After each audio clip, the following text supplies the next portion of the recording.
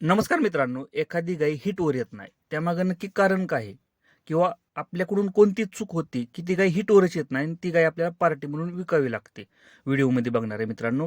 आणि हिटवर कशी आणायची किंवा कशा प्रकारे आपण ट्रीटमेंट करायची आणि गायला हिटवर आणायची, आपण व्हिडिओमध्ये पूर्ण सविस्तर माहिती देणार आहे.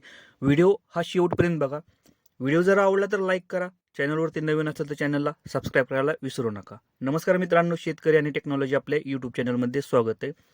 बघा मित्रांनो, की गाई हिटवर न येण्यामागची बरीचशी कारणं आहेत ती, आणि त्यातलं एक 2 ते 3 मी कारणं सांगणार आहे. ते जर आपण वेळेवर पाळली ना मित्रांनो, तर 100% गाय हिटवर येते. 100% मित्रांनो, गॅरंटी देऊन सांगतो. आता ती काय आहेत? एक गोष्ट लक्षात ठेवा, की गायची पिशवी. मी याआधी सुद्धा व्हिडिओ बरेचसे बनवलेले आहेत, की सगळ्यात पहिल्यांदा आहे ना मित्रांनो, गायची पिशवी ही स्वच्छ करून घ्या किंवा क्लीन करून घ्या. गायची पिशवी जर चांगली असेल तर गाय दूध पण देते आणि हिटवर पण येते लवकर.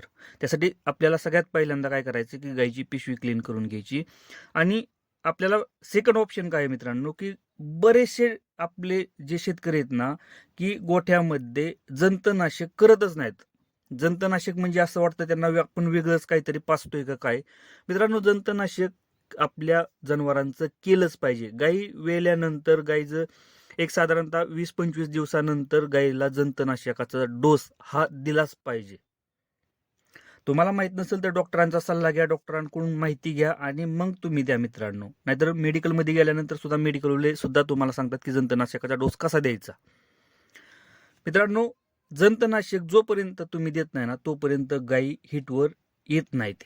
बरेचसं कारण आहे. जंतनाशक हे औषध तुम्ही एकदा पाजलं ना मित्रांनो, किंवा गोळ्या चारल्या ना, बऱ्याचशा गोठ्यांमध्ये जंतनाशक पाजल्यानंतर गायी हिटवर आलेल्या आहेत मित्रांनो. त्यासाठी जंतनाशक औषध हे देणं गरजेचं आहे.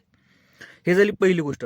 आणि जर जंतनाशकाचं औषध दिलं नाही ना मित्रांनो, तुम्ही ट्रीटमेंट आपण काय करतो, की मेडिकलमध्ये जातो. मेडिकलमधून वेटमेट असेल किंवा प्रेग्मा असेल, त्याचबरोबर हिटवर येण्यासाठी गोळ्या असतील किंवा 21 दिवसांचा जो कोर्स असतो गोळ्यांचा, आपण तोच चारायला बघतो. पण एक गोष्ट लक्षात असू द्या, आपण गाईचं जंतनाशक केलं नाही, म्हणजे डिवर्मिंग केलं नाही ना मित्रांनो, ह्या औषधांचा, ह्या गोळ्यांचा 0 रिझल्ट आपल्याला आपल्या जनावरांवरती भेटतो. आणि सगळ्यात महत्वाचं म्हणजे हे जे हार्मोनल ट्रीटमेंट आहे ना, ही ट्रीटमेंट मित्रांनो कधी करायची असते ना, हे माहिती असणं गरजेचं आहे.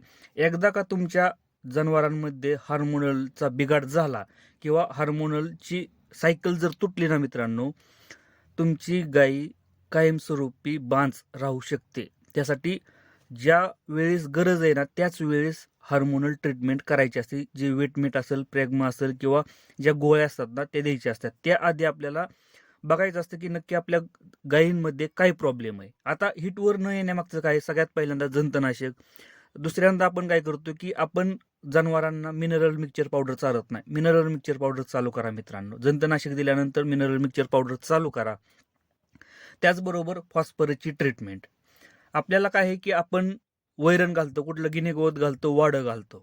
आणि ज्या गोठ्यामध्ये गिनी गवत, वाडं किंवा प्रॉपर डाईट नसतो ना गाईचा, त्याच गोठ्यामध्ये हा प्रॉब्लेम येतो. मग आपल्याला काय करायचंय, की फॉस्फरस आपल्याला आपल्या जनावरांना द्यायचंय. तर फॉस्फरसची ट्रीटमेंट आपल्याला काय करायचं, की टोनोफॉस्फेन हे इंजेक्शन द्यायचे आणि डॉक्टरांचा सल्ला घ्यायचा किंवा डॉक्टरांकडून आपल्याला द्यायचं आहे इंजेक्शन. इंजेक्शन देताना एक गोष्ट काळजी घ्या मित्रांनो, की बऱ्याचशा गोट्यांवरती आता मी सुद्धा इंट्रामस्क्युलर देत होतो, पण इंजेक्शन देताना टोनोफॉस्फेन हे शिरमध्ये द्या मित्रांनो. डॉक्टरांना सांगा, थोडासा ताप होतो द्यायला, कारण गाय पकडावी लागते, गायला धरावं लागतं, थोडासा त्रास होऊ द्या, पण मित्रांनो ट्रीटमेंट करताना इंट्राव्हिनस म्हणजे शिरमध्ये डायरेक्ट रक्तामध्ये द्यायला सांगा. रिझल्ट जास्त भेटतो. कारण मित्रांनो, एक गोष्ट लक्षात असू द्या, टोनोफॉस्फेनचा रिझल्ट आपल्याला चांगला आणायचा असेल ना, रिझल्ट लवकर, तर आपल्याला इंट्राव्हिनस हे इंजेक्शन द्यायचं. आता हे तुम्ही घरच्या घरी ट्राय करू नका, आपल्याला डॉक्टरांना बोलवा, कारण इंट्राव्हिनस देणं खूप अवघड आहे. कारण प्रॉपर तुम्हाला नॉलेज असणं गरजेचं आहे आणि अशा टायमिंगला डॉक्टरांकडूनच आपल्याला ही ट्रीटमेंट करून घ्यायची. डॉक्टरांना बोलवा, फॉस्फरसची ट्रीटमेंट करायची, टोनोफॉस्फेन इंजेक्शन द्यायचं, इंट्राव्हिनस द्यायला सांगा मित्रांनो. पहिल्यांदा डिवर्मिंग करा, मिनरल मिक्सचर पावडर चालू करा आणि टोनोफॉस्फेनचं इंजेक्शन द्या मित्रांनो, इंट्राव्हिनस. गॅरंटी देऊन सांगतो, एवढं जरी केलं ना मित्रांनो, तुमची गाय 6 महिना असू द्या किंवा वर्षभर जरी गाय हिटवर आलेली नसेल ना, तर ती गाय साधारणतः 15 ते 20 दिवसाच्या आतमध्ये 100% गाई हिटवर येणार. आता टोनोफॉस्फेन हे किती द्यायचं? कमीत कमी आपल्याला 40 ml म्हणजे आपल्याला 4 दिवस हे इंजेक्शन द्यायचं. 10 ml चा डोस ठेवा डेली मित्रांनो. 4 दिवसाचा 4 दिवस द्या मित्रांनो. आता तुम्ही म्हणताल की टोनोफॉस्फेन किती द्यायचं? 10 ml चा डोस द्यायचा, 4 दिवस कंटिन्यू द्यायचं मित्रांनो. 100% मित्रांनो तुमची गाय हिटवर येते म्हणजे येतेच.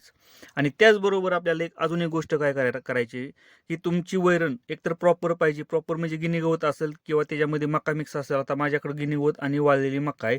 प्रॉपर म्हणजे पोट भरून हे आपल्याला द्यायचं आहे.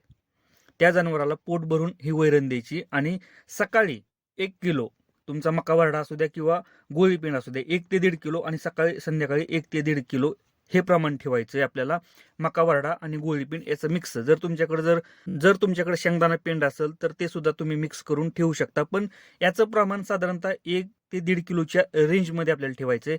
आपण काय करतो की गाय दूध देत नाही. आता पार्टी गाय असते त्या टायमिंगला दूध देत नाही म्हणून आपण काय करतो की त्या गायचं खुराक कमी करतो.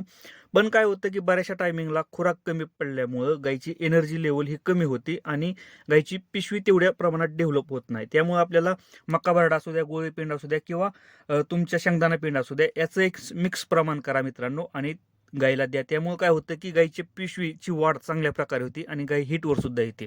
मित्रांनो 2 ते 3 गोष्टी ह्या जर आपण व्यवस्थित जर फॉलो केल्या ना तर गोठ्यामधला जो रिप्रोडक्शनचा जो विषय आहे का नाही, जो की गाय हिटवर येत नाही, गाय रिपीट होते, गाय राहत नाही एका इंजेक्शनामध्ये 4-5 वेळा आपल्याला इंजेक्शन भरावे लागतं, हा प्रॉब्लेम आहे ना 100% तुमचा क्लिअर होऊन जातोय. आणि राहिला विषय हा इंजेक्शनांचा, यावरती व्हिडिओ बनवलेला आहे आणि नेक्स्ट टायमिंगला सुद्धा मी व्हिडिओ बनवणार आहे की हार्मोनल ट्रीटमेंट करण्या अगोदर मित्रांनो खूप काळजी घ्यायची असते. हार्मोनल ट्रीटमेंटमुळे जनावरं कायमस्वरूपी बांझ होऊ शकतात. त्यामुळे ट्रीटमेंट करण्याआधी डॉक्टरांचा सल्ला घ्या. घरच्या घरी ट्रीटमेंट करू नका. व्हिडिओ जर आवडला तर लाईक करा. चॅनलवरती नवीन असेल तर चॅनलला सबस्क्राईब करायला विसरू नका.